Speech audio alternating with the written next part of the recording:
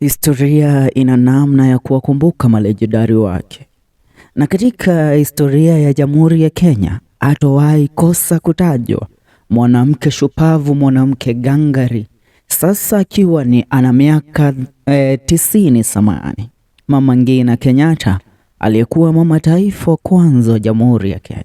Hii leo tunaangazia maisha yake Mama Ngina Kenyatta na kile kilichopelekea yeye kupata kumkubali na kufanya harusi na hayati Mzee Jomo Kenyatta, aliyekuwa rais wa kwanza wa Jamhuri ya Kenya. Katika historia ni mengi yameandikwa kuhusiana na uhusiano wao wawili, lakini kile wengi wasichojua, Ngina alipata kumuoza Kenyatta hata kabla hajafikia kuwa rais wa Jamhuri ya Kenya. Few witnessed the building of the young Kenyan state from within, as did Ngina Kenyatta, the widow of Kenya's first president, Jomo Kenyatta. Mama Ngina, as she is known, she did mark her 90th birthday on 24th of June year 2023. She was by her husband's side when Kenya won independence 60 years ago, and for many turbulent years thereafter. Although Kenyatta was a polygamous man, it was the younger Mama Ngina who took on the roles of First Lady. Ngina married Jomo Kenyatta in the year 1952 at the age of 19. That year, Kenyatta was arrested and subsequently jailed on charges of masterminding the anti-colonial Mau Mau uprising. Remember the Kapenguria 6. By then, he had spent years abroad, mainly in England, where he embraced anti-colonialist and Pan-African ideas. Back home, he was elected president of Kenya African Union before becoming the front figure of the Kenya African National Union, KANU, the party that would go on to lead Kenya to independence.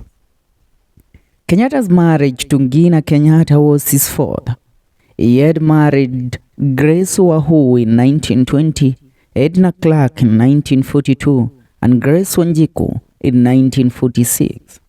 Then, this last marriage had political significance because Ngina was the daughter of a senior chief, Muhoho Wagadesa, who held an administrative position of great influence. By then, Kenyatta was expanding his political base, so this marriage secured an alliance within his important clan. Mama Ngina is to be seen in many official photographs of the early days, protectively hiding their young children in State House. The firstborn was Christine Wamboi Pratt, who is today an advocate for people living with disability. The second was Uhuru Muigai Kenyatta, who became Kenya's fourth president from 2013 to 2022. The third was Nyokabi Muthama, now a businesswoman and a philanthropist. Muhoho Kenyatta, the reclusive lastborn, is reputedly the engine of the Kenyatta family business empire. Away from family, Mama Ngina was often involved in supporting various Harambee community development projects. Yet, very little was known about her, and in particular, political influence during this period. She was and still is certainly not uninterested in politics.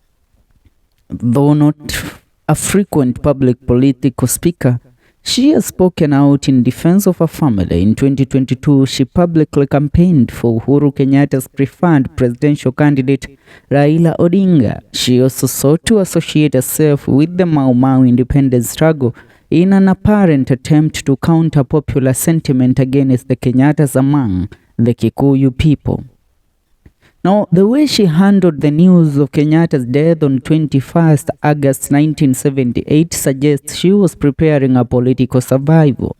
At that time, joking for succession was fierce, and the Kenyan political elite was profoundly divided over it. So as the Mzee, old man, as he was called, died, Mama Ngina and his stepsons Peter Magana and Peter Muigai informed their political allies with great discretion, according to a report by the authoritative Weekly Review news magazine. One of the first to be informed was Daniel Arap Moi, then Vice President and constitutionally next in line to act as President of the Republic of Kenya. This placed Moi in the lead of the succession battle at a time when some were opposed to his automatic succession. Only thereafter was Peter Mbiu Koinange, Kenyatta's longtime comrade and a prominent minister, informed, along with Kenyatta's other children.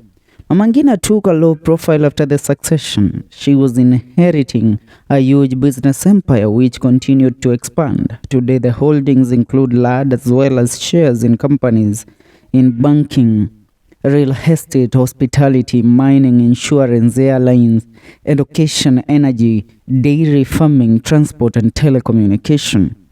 Her role during the political transition was rewarded with political support by President Moi, according to news report. Now, in 2013, the matriarch bounced back to the center of Kenyan politics. The first woman to have been spouse and now mother of a sitting president. That would not have seemed likely when Uhuru Kenyatta was indicted by the International Criminal Court on charges of crimes against humanity. The charges stemmed from the 2007-2008 post-election violence in which Uhuru and William Ruto were on the opposite sides. With Mama Ngina's financial muscle behind them, the two formed the unlikely alliance that swept power in the year 2013. Planning began in April 2011 when Mama Ngina appeared at rallies where prayers were said for the indicted duo. According to the Daily Nation, Mama Ngina brokered the coalition between the two. She also bankrolled the promotion of our son for president in Mount Kenya region inhabited by Akohelics and related tribes. Uhuru's ICC case was dropped in the year 2014 and Ruto's in 2016. They soon fell out and Ngina blamed Ruto for the rift. These inner highs meant Uhuru was not to blame for breaking his 2013 campaign promise to back Ruto after his own term. Now, for the first time, Mama Ngina has little or no influence over proceedings in State House. What's more, the Kenyattas are seen as anti-government for the first time since independence. Now, since the government of President William Ruto came to power, many fingers have been pointed at Mama Ngina Kenyatta together with the Kenyatta family.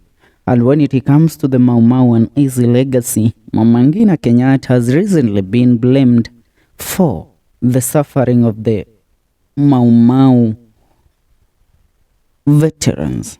Mama Ngina recently came to the defense of the Kenyattas who are accused of sidelining freedom fighters and their families. The historical grievance is that they did not benefit from post-independence allocations. Ngina has sought to realign herself with the Mau Mau. She has claimed that she was among the Mau Mau women fighters. There is no archival evidence to support this, and her husband denounced the movement before independence. The group remained banned under his and the next presidency. It was finally lifted in 2003. It is more likely that in an election campaign heavy with economic empowerment promises, this claim was her way of identifying with the marginalized. On behalf of the Kenyatta's candidate, she can be counted on to defend the family name in good times and bad times. Yeah, Mama Ngina's wedding to Mzee Jomo Kenyatta happened at the age of 19.